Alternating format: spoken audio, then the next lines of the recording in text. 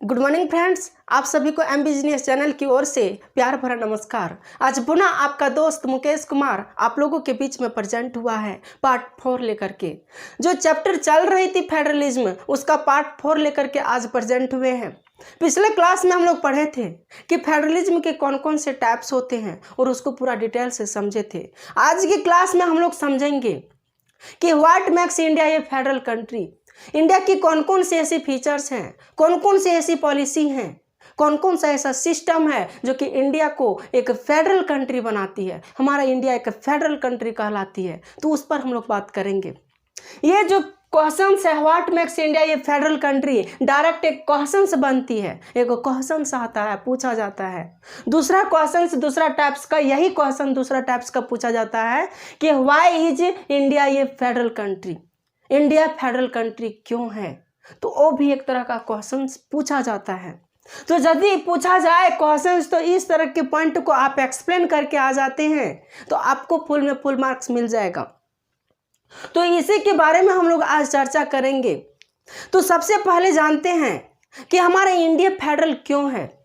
तो हम देख चुके हैं, पिछला चैप्टर में हम लोग पढ़े थे, जब पावर शेयरिंग हम लोग पढ़ रहे थे तो उसमें हम लोग पढ़े थे कि बेल्जियम और श्रीलंका जो दो कंट्री था, बहुत छोटा सा कंट्री था। श्रीलंका बहुत छोटा सा कंट्री था, बहुत कम डाइवर्सिटी थी, वहाँ बहुत कम लैंग्वेज बोलने वाले लोग थे, फिर भी अपने आप को वह नहीं बचा पाए और सिविल वार हो गए। अपने कंट्री को वह अच्छा से मैनेज नहीं कर पाया और एक सिविल वार हो गई। तो हमारा इंडिया तो एक बहुत बड़ा कंट्री है, बहुत बड़ा कंट्री है। इसमें तो कई सारे स्टेट शामिल हैं, कई सारे लैंग्वेज, कई सारे रिलीजियंस के लोग शामिल हैं हमारी कंट्री में। तो हमारी कंट्री में ऐसा क्या सिस्टम बनाया गया है, क्या ऐसा पॉलिसी बनाई गई है, क्या ऐसा लॉज बनाया गया है जो हमारी कंट्री को एक फेडरल कंट्री बनाती है। और इतना डाइवर्सिटी होने के बावजूद हमारी इंडिया कंट्री एक बहुत अच्छा यूनिटी में रहती है, एक यूनिटी कंट्री कहलाती है, एक संघ में रहती है, मिलजुल कर रहती है, एकता में रहती है। तो उसके बारे में हम लोग समझेंगे। हम लोगों को पता है कि पहले हमारा देश क्या था, गुलाम था। किसके गुलाम था? तो अंग्रेज के गुलाम में थे। अंग्रेज हमारे देश पर रूल्स कर रहे थे। लेकिन आज़ादी को पाने के लिए ना जाने कितने लोगों की जानें गई थी, कितने ब्लीडिंग, कितने खून की नदियां बही थी, कितने हमारे सैनिक लोग, कितने इंडियंस लोग मारे गए थे। तब जाकर के आज़ादी मिली। क्या मिली? तो आज़ादी मिली। और आज़ादी कब मिली? तो 15 अगस्त 1947 को हमारा कंट्री जो है सो पूरी तरह से फ्रीडम हो गया, आज़ाद हो गया। अब हमारी कंट्री को रूल्स करने के लिए, हमारी कंट्री को चलाने के लिए जब यहाँ से अंग्रेज चले गए तो हमारी कंट्री को चलाने के लिए लॉ तो होनी चाहिए, रूल्स तो होनी चाहिए जो सभी को इक्वलिटी दे। तो उसी लॉज, उसी रूल्स को बनाने के लिए जो लॉ बनाई गई थी, उसको बनाने के लिए कॉन्स्टिट्यूशन यानी संविधान का निर्माण किया गया। किसका? तो संविधान का निर्माण किया गया। और उस संविधान में जितने भी कानून है, जो भी कानून हमारे बीच में अप्लाई है अभी भी, और बहुत सारे कानून है, उस संविधान में लिखा गया और उस संविधान को बनाया गया। उस संविधान को लिखने में टोटल 2 वर्ष 11 महीने 18 दिन का टाइम लगा। और 26 जनवरी 1950 को, कब? 26 जनवरी 1950 को यानी 26 जनवरी 1950 को वह संविधान हमारे पूरे इंडिया में लागू कर दिया गया। और उस दिन से हमारा इंडिया एक गणतंत्र दिवस के रूप में मनाने लगा, क्योंकि उस दिन हमारा संविधान लागू हुआ। तो इस संविधान में यह वर्णन किया गया कि जो हमारा इंडिया का जो रूल्स चलेगा, जो रेगुलेशन चलेगी, जो लॉ चलेगा, जो हमारे इंडिया को रूल्स करेगा, वह 2 टायर्स ऑफ गवर्नमेंट में होगी। कितने? 2 टायर्स ऑफ गवर्नमेंट में। वो कौन कौन से? तो पहला यूनियन गवर्नमेंट और दूसरा स्टेट गवर्नमेंट होगी। कॉन्स्टिट्यूशन में यह एक्सप्लेन किया गया था कि 2 टायर्स ऑफ गवर्नमेंट होगी, पहला यूनियन गवर्नमेंट और दूसरा स्टेट गवर्नमेंट। यूनियन गवर्नमेंट को हम लोग सेंट्रल गवर्नमेंट भी कहते हैं और दूसरा स्टेट गवर्नमेंट। लेकिन बाद में देखा गया कि हमारे लोकल लेवल पर, हमारे गांव लेवल पर अच्छा से डेवलप नहीं हो रहा है, डेवलपिंग अच्छा से नहीं हो रहा है। हमारा स्टेट लेवल का जो गवर्नमेंट है, गांव में जा करके गांव का विकास, गांव का डेवलप अच्छा से नहीं कर पा रहे हैं। तब जाकर के एक और गवर्नमेंट की डिमांड हुई और जाकर के 3 टायर्स ऑफ गवर्नमेंट बनी, और जो लास्ट टायर्स ऑफ गवर्नमेंट बनी उसको हम लोग लोकल गवर्नमेंट कहते हैं। क्या कहते हैं? तो लोकल गवर्नमेंट। अब लोकल गवर्नमेंट में कौन आती है? तो लोकल गवर्नमेंट में जो हमारा गांव लेवल पर होता है वो मुखिया हो गया, पंचायत हो गया, और जो हमारा सिटी लेवल पर हो गया वो म्यूनिसिपैलिटी हो गया, नगर पालिका वगैरह जो हम लोग समझते हैं जानते हैं, तो वो हो गई। तो ये हो गया जो रूल्स करेंगे, जो गवर्नमेंट होगी वह कितने टायर्स में? तो 3 टायर्स में। कौन कौन से? तो सेंट्रल गवर्नमेंट, स्टेट गवर्नमेंट और लोकल गवर्नमेंट। हम लोग पीछे भी पढ़ चुके हैं कि सेंट्रल गवर्नमेंट और लोकल गवर्नमेंट और स्टेट गवर्नमेंट के बारे में। अब बात रही कि हमारे संविधान में यह भी एक्सप्लेन किया गया है कि जो लेजिस्लेटिव पावर होगी, क्या? तो जो लेजिस्लेटिव पावर होगी वह सेंट्रल गवर्नमेंट और स्टेट गवर्नमेंट के बीच में डिवाइडेड होगा। क्या होगा? तो डिवाइडेड होगा। अब लेजिस्लेटिंग पावर यानी कानून बनाने का, कौन कौन से सब्जेक्ट पर कौन सेंट्रल गवर्नमेंट कानून बनाएगी, कौन से सब्जेक्ट पर स्टेट गवर्नमेंट कानून बनाएगी, उस पर भी एक्सप्लेन किया हुआ है हमारे संविधान में। और वो जो कानून बनेगा वो कितने लिस्ट में बनाया जाएगा? तो 4 लिस्ट में कानून का डिवीजन किया गया, यानी 4 लिस्ट में कानून का बनाया जाएगा। कानून को कौन कौन सा है? तो फर्स्ट लिस्ट है कि यूनियन लिस्ट, सेकेंड है स्टेट लिस्ट, थर्ड है कंकरेंट लिस्ट, और जो 4 है रेसिडुअरी लिस्ट है। अब यूनियन लिस्ट मतलब क्या होता है, स्टेट लिस्ट मतलब क्या होता है, कंकरेंट लिस्ट मतलब क्या होता है, और रेसिडुअरी लिस्ट मतलब क्या होता है। यूनियन लिस्ट यानी यूनियन लिस्ट के अंतर्गत सेंट्रल गवर्नमेंट आती है। स्टेट लिस्ट के अंतर्गत कौन आता है? तो हमारा स्टेट गवर्नमेंट। और कंकरेंट लिस्ट के अंतर्गत आता है सेंट्रल गवर्नमेंट भी और स्टेट गवर्नमेंट भी। और रेसिडुअरी लिस्ट के अंतर्गत वो आता है ना तो सेंट्रल गवर्नमेंट ना तो स्टेट गवर्नमेंट। इस पर भी हम लोग बाद में बात करेंगे, पहले ये सब समझ जाएंगे तब। इसका हिंदी हो गया संघ सूची, इसका हिंदी हो गया राज्य सूची, और इसका हिंदी हो गया समवर्ती सूची। तो यूनियन लिस्ट जो है, union list subject of national importance have included. Union list में जो भी नेशनल सब्जेक्ट होगा, जो राष्ट्रीय मुद्दा होगी, राष्ट्रीय सब्जेक्ट पर जो कानून बनाया जाएगा वह कानून बनाने का अधिकार किसके पास होगा? तो हमारा यूनियन लिस्ट यानी यूनियन गवर्नमेंट के पास होगा, सेंट्रल गवर्नमेंट के पास। तो जैसे कौन कौन से सब्जेक्ट पर? तो इस पर जो है, इसमें टोटल 100 सब्जेक्ट ऐसा है, 100 सब्जेक्ट पर कानून बनाने का अधिकार किसके पास है? तो यूनियन लिस्ट के पास। तो 100 सब्जेक्ट को यहाँ लिख पाना पॉसिबल नहीं है, तो थोड़ा सा सब्जेक्ट, कुछ तो एग्जाम्पल हम समझेंगे कि कौन कौन से सब्जेक्ट पर इसे कानून बनाने का अधिकार है। तो पहला है कि defence of the country. Defence मतलब होता है रक्षा, कंट्री की रक्षा। तो सबसे पहले मुद्दा आता है कि कोई भी कंट्री को जो सेफ रखना चाहिए, सुरक्षित रखने के लिए हमारी रक्षा, हमारी पावर मजबूत होनी चाहिए। हमारा जो डिफेंस पावर है वह मजबूत होनी चाहिए। तो हमारा जो डिफेंस पावर है, आर्मी हो गया, एयरफोर्स हो गया, नेवी हो गया, तो डिफेंस के क्षेत्र में जो भी कानून बनेगा, आर्मी, एयरफोर्स और नेवी के लिए जो भी कानून बनेगी, वो कानून बनाने का पावर किसके पास होगा? तो हमारे सेंट्रल गवर्नमेंट के पास होगा।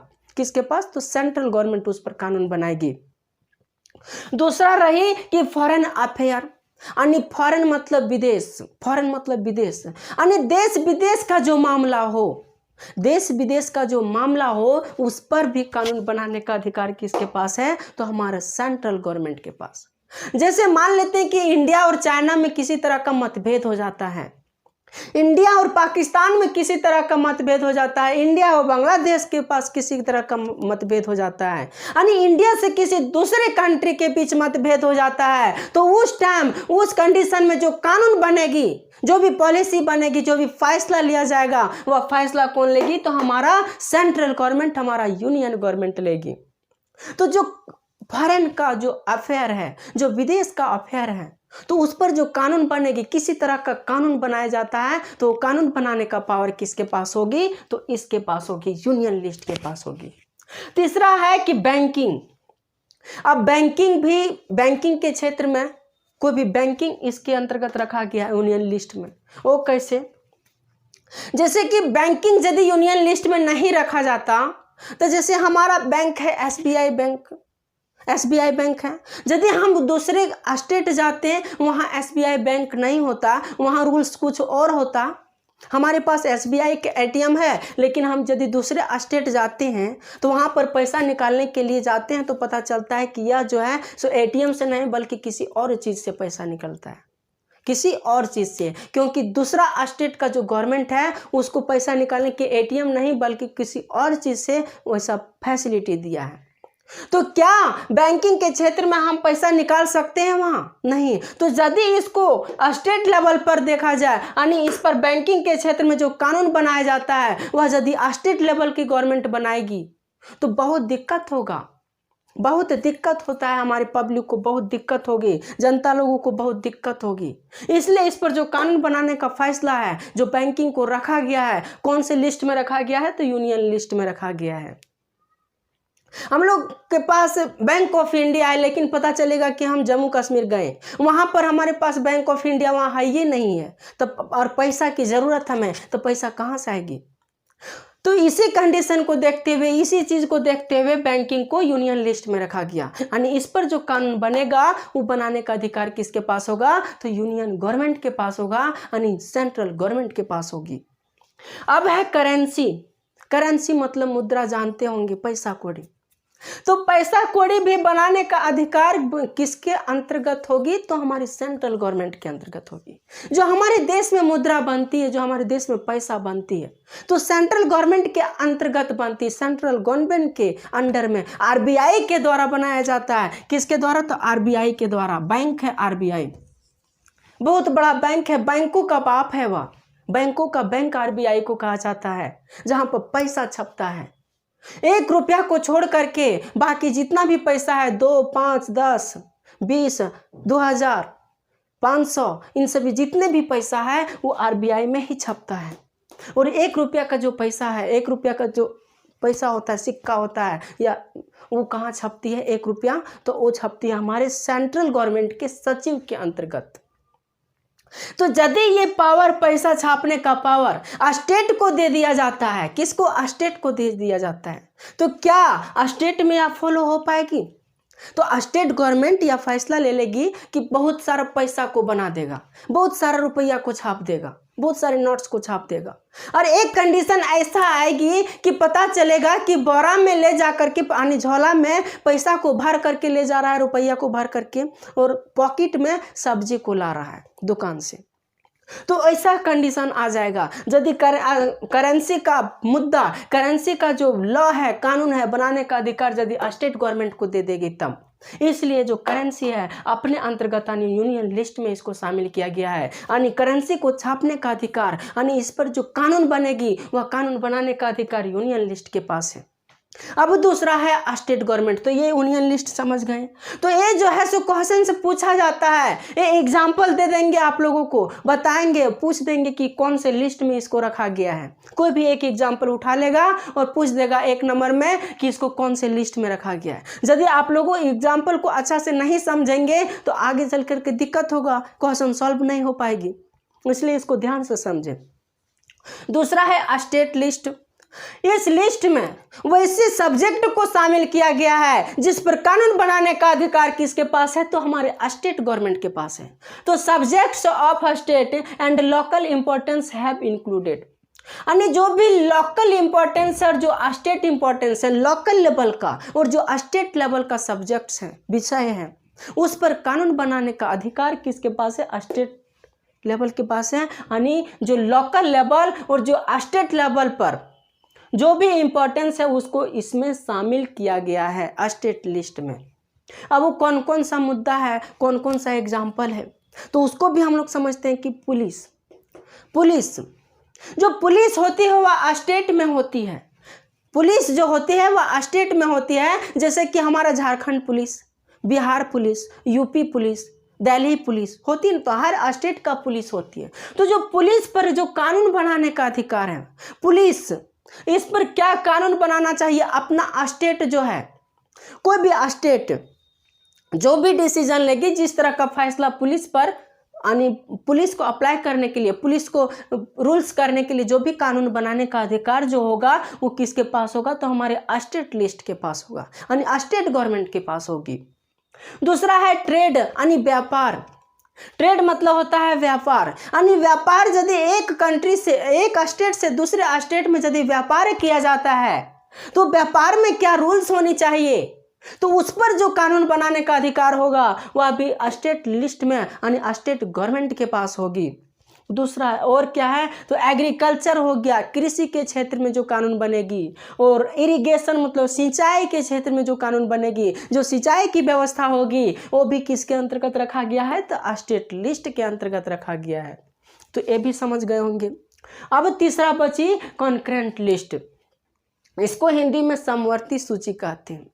तो कॉन्करेंट लिस्ट में क्या है कि जब कानून बनाने का अधिकार सेंट्रल गवर्नमेंट को भी है और स्टेट गवर्नमेंट को भी है, जिस सब्जेक्ट पर कानून बनाने का अधिकार सेंट्रल गवर्नमेंट को और स्टेट गवर्नमेंट को दोनों को है, तो उसको हम लोग कॉन्करेंट लिस्ट कहते हैं, यानी जो सब्जेक्ट है उसको कॉन्करेंट लिस्ट में शामिल किया जाता है।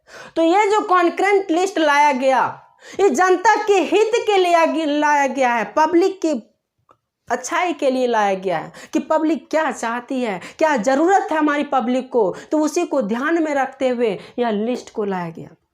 इसके अंतर्गत क्या है कि subjects of common interest of both the union and the state government have included. तो कॉमन इंटरेस्ट ऑफ बोथ वही था सब्जेक्ट जो दोनों यानी सेंट्रल गवर्नमेंट और स्टेट गवर्नमेंट दोनों कानून बना सकती है, तो उसको कॉन्करेंट लिस्ट में रखा गया है। जैसे एग्जांपल में एजुकेशन है, एजुकेशन मतलब शिक्षा। अब शिक्षा पर यदि स्टेट गवर्नमेंट, शिक्षा में यदि देखा जाए तो शिक्षा जो है सो सेंट्रल गवर्नमेंट भी होती है, स्टेट गवर्नमेंट भी होता है। जैसे सेंट्रल बोर्ड होता है, स्टेट बोर्ड होता है। जो हमारा CBSE बोर्ड हो गया, NIOS बोर्ड हो गया, ये सब क्या है, तो सेंट्रल बोर्ड है। स्टेट बोर्ड क्या है, जो जैसे झारखंड बोर्ड हो गया, बिहार बोर्ड हो गया, ये सब जो है सो स्टेट बोर्ड है ना, स्टेट बोर्ड। तो जो शिक्षा पर कानून बनाने का जो अधिकार है वो दोनों को है, या तो सेंट्रल भी बना सकता है, स्टेट भी बना सकता है।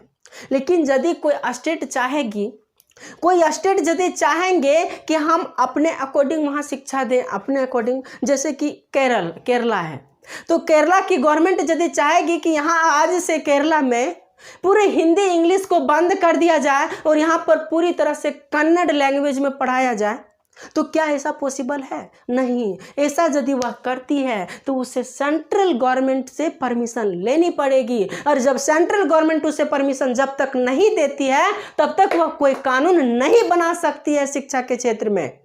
तो शिक्षा के क्षेत्र में जो कानून बनाने का अधिकार है वो दोनों के पास है। किसके पास? तो दोनों के पास है। तो एजुकेशन आ गया इसके अंतर्गत। और कौन है? तो फॉरेस्ट है। फॉरेस्ट जो जनता के हित में हो, इतना ही ध्यान रखना, जो जनता के हित में हो। तो फॉरेस्ट मतलब जंगल हो गया। जंगल से किसको फायदा होता है? तो हमारी जनता को, हम लोगों को फायदा होती है। शुद्ध ऑक्सीजन मिलता है ना, शुद्ध ऑक्सीजन, लकड़ी मिलती है। तो फॉरेस्ट जो हो गया सो यूनियन करंट लिस्ट में शामिल किया गया है। अब है ट्रेड यूनियंस, यानी जो व्यापार किया जाता है एक देश से दूसरे देश, चाहे एक स्टेट से दूसरे स्टेट के बीच में। तो एक स्टेट से दूसरे स्टेट के बीच में यदि व्यापार किया जाता है तो उसको हम लोग स्टेट गवर्नमेंट में पढ़ चुके हैं, ट्रेड। लेकिन जब एक कंट्री से दूसरे कंट्री में जब व्यापार किया जाता है तो उसको जो कानून बनाने का अधिकार होगा व्यापारी पर, तो वो कौन बनाएंगे? तो हमारा सेंट्रल गवर्नमेंट बनाएंगे, एक स्टेट से एक कंट्री से दूसरे कंट्री के लिए। और जब एक स्टेट से दूसरे स्टेट के लिए कानून बनाना हो तो वो कौन बनाएंगे? तो स्टेट गवर्नमेंट बनाएंगे। यानी जो व्यापार पर जो कानून बना रही है वह कानून दोनों गवर्नमेंट बना रही है, स्टेट गवर्नमेंट और सेंट्रल गवर्नमेंट भी। ये भी समझ गए होंगे ट्रेड। अब है मैरिज पर जो शादी ब्याह होती है, इस पर भी जो कानून बनाने का अधिकार होता है दोनों गवर्नमेंट को है। जैसे हमारे संविधान में सेंट्रल गवर्नमेंट ने कानून बनाया है कि जो शादी होनी चाहिए लड़कों और लड़कियों की, तो लड़कों की शादी जो है सो 21 ईयर्स होनी चाहिए मिनिमम, और लड़कों की उम्र जो है सो कितना होना चाहिए, लड़कियों की उम्र 18 ईयर्स होनी चाहिए और लड़कों की उम्र 21 ईयर्स होनी चाहिए। इससे यदि वह कम होता है तो वह कानून के तहत गैर कानूनी काम है। लेकिन स्टेट गवर्नमेंट यदि किसी तरह का कानून उस पर बनाती है तो वो भी बना सकती है, वो भी बना सकती, तो मैरिज को भी इसके अंतर्गत रखा गया है। और क्या है तो सक्सेशन, इसका मतलब होता है उत्तराधिकारी, यानी जो अधिकारी गण है। तो जो सक्सेशन है अधिकारी, ये तो सेंट्रल लेवल पर भी अधिकारी है हमारे, स्टेट लेवल पर भी हमारे अधिकारी हैं। तो सेंट्रल लेवल पर जो अधिकारी है वह करप्शन कर रहा है कि सही काम कर रहा है कि नहीं कर रहा है, उस अधिकारी के अंतर्गत जो कानून बनेगी सेंट्रल लेवल पर, वो तो सेंट्रल लेवल का गवर्नमेंट बनाएगी। और जो स्टेट लेवल का जो अधिकारी है, जो वह अच्छा से काम कर रहा है कि नहीं कर रहा है, क्या चाहिए उसे, क्या ज़रूरत है, कब सैलरी उसे इंक्रीज किया जाए, उसकी सैलरी को कब डिक्रीज किया जाए, तो इस पर भी जो बात की जाती है वह स्टेट गवर्नमेंट की बात की जाती है। यानी उत्तराधिकारी जो होता है उसको सेंट्रल गवर्नमेंट में भी होता है और स्टेट गवर्नमेंट के पास भी होता है ना। तो इसीलिए जो उत्तराधिकारी पर जो कानून बनाने का अधिकार है वो किसके पास है, तो हमारा कंकरेंट लिस्ट के, यानी दोनों के पास है, सेंट्रल गवर्नमेंट के और स्टेट गवर्नमेंट के पास भी। इसलिए इसको शामिल किया गया है किसमें, तो कंकरेंट लिस्ट में शामिल किया गया। तो ये रहे 3 लिस्ट हम लोग कंप्लीट कर लिए। लेकिन संविधान में जो हमारे संविधान के निर्माता थे तो उस टाइम जब बना रहे थे तो उन्होंने 3 लिस्ट दिए थे, यूनियन लिस्ट, स्टेट लिस्ट और कंकरेंट लिस्ट। लेकिन एक लिस्ट और उन्होंने बना करके छोड़ दिए थे कि यदि हमारे आज़ादी के बाद यानी संविधान निर्माण के बाद किसी तरह का कोई चीज़ का आविष्कार होता है, इन्वेंट होता है, या किसी सब्जेक्ट पर यदि कोई कानून बनाया जाता है, कोई सब्जेक्ट यदि अप्लाई होती है और वह सब्जेक्ट हमारे संविधान में एक्सप्लेन नहीं है कोई तीनों सूची में, तो उस पर कानून बनाने का अधिकार किसके पास होगा, उसको कौन से लिस्ट में रखा जाएगा, तो उसको एक लिस्ट दिया गया, रेसिडरी लिस्ट, और उसमें शामिल किया गया। इसमें क्या है कि those subject which not included any the list and come up after the constitution was made, वैसा सब्जेक्ट जो शामिल नहीं किया गया है किसी भी लिस्ट में, चाहे वह स्टेट लिस्ट हो, चाहे वह सेंट्रल लिस्ट हो, यूनियन लिस्ट हो, चाहे वह कंकरेंट लिस्ट हो, जिसमें किसी में भी शामिल नहीं किया गया है, and cam up after the constitution was made, और वह जो सब्जेक्ट है वह कॉन्स्टिट्यूशन बनने के बाद आई है, उस सब्जेक्ट का इन्वेंट जो हुआ है कॉन्स्टिट्यूशन बनने के बाद आई है, तो उसको कौन से लिस्ट में हम लोग रखेंगे, तो उसको हम लोग रखेंगे रेसिडुअरी लिस्ट में। तो वैसी कौन सी चीज़ है, कौन कौन से ऐसे हैं, तो हम लोग सबसे पहले जो हम ऑनलाइन क्लास कर रहे हैं, जो आप पढ़ रहे हैं, अभी आप जो पढ़ रहे हैं ऑनलाइन क्लास चल रहे हैं, तो क्या जब संविधान हमारी बन रही थी उस टाइम ऑनलाइन क्लास चलती थी? नहीं चलती थी। उस टाइम हमारे मोबाइल, हमारे टेक्नोलॉजी इतना डेवलप नहीं थी, उस टाइम ऑनलाइन क्लासेस नहीं चल पाती थी। तो वो जो सब्जेक्ट उस टाइम नहीं था तो उसको किसी लिस्ट में शामिल किया जा सकता था, नहीं किया गया। तो अब इसका इन्वेंट हुआ, अब ऑनलाइन क्लास चलने लगी, तो उसके लिए एक और लिस्ट बना दिया गया। वो कौन? तो रेसिडुअरी लिस्ट बना दिया गया, जो हम लोग ऑनलाइन क्लास करते हैं। मोबाइल हो गया, कंप्यूटर हो गया, ये सब किसके अंतर्गत रखा गया है? तो इसके अंतर्गत, रेसिडुअरी लिस्ट के अंतर्गत। साइबर हो गया, जो हमारा साइबर है, तो वो इस सब के अंतर्गत रखा गया है, यानी रेसिडुअरी लिस्ट के अंतर्गत। तो ये रही हमारी लिस्ट, जो पावर का, जो लेजिस्लेटर का जो पावर का जो डिवाइडेड किया गया है और कौन कौन से लिस्ट में रखा गया है, तो ये रहा लिस्ट का पूरा विवरण अंतर्गत। अब जो आगे बात रही, इसमें जो कुछ पॉइंट छूट गई है, यानी जो व्हाट मेक्स इंडिया, ये फेडरल कंट्री में कुछ पॉइंट छूट गई है, उसको हम नेक्स्ट पार्ट में पढ़ा देंगे। इस पार्ट में पॉसिबल नहीं था पढ़ा पाना, यानी उतना लिख पाना पॉसिबल नहीं था, इसलिए उसको हम नेक्स्ट पार्ट में पढ़ा देंगे।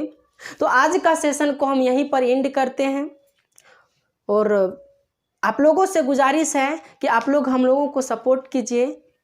आप ही लोगों की बदौलत जो है सो यह चैनल चल रही है और बहुत अच्छा प्यार मिला है आप लोगों का, जो कि इतना ही कम टाइम में इतना ग्रोथ मिल गया, इतना ग्रोथ, इतना डेवलप हो रही है हमारी चैनल की। हमारी नहीं, आप लोगों की भी चैनल है जहाँ पर आप लोग जो है बेस्ट नॉलेज ले रहे हैं। तो चलिए आज का सेशन को यहीं पर एंड करते हैं। Thank you very much, bye bye.